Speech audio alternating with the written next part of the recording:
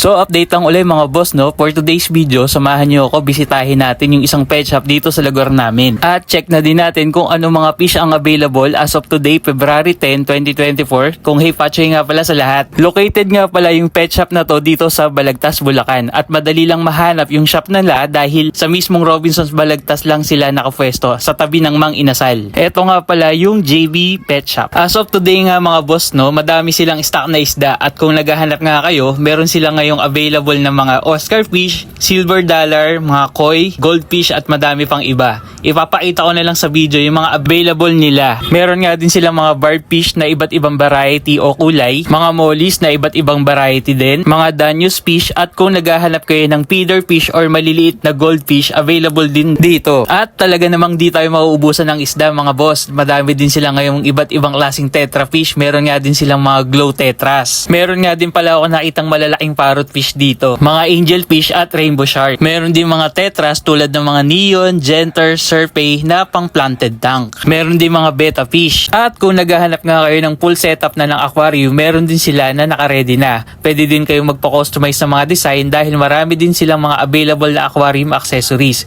tulad ng drip food at mga artificial plant. At di lang yan mga boss dahil hindi lang pang aquarium yung available sa kanila. Meron din silang mga pang hamster, available din yung mga cage at accessories sa mga nag-aalaga ng ibon. So ayun lang ulit mga boss, no, kung malapit kayo dito sa Balagtas, Bulacan, visit nyo na lang yung pet shop nila at JB Pet Shop. At wait lang kayo mga boss dahil madami pa tayong pet shop na pupuntahan.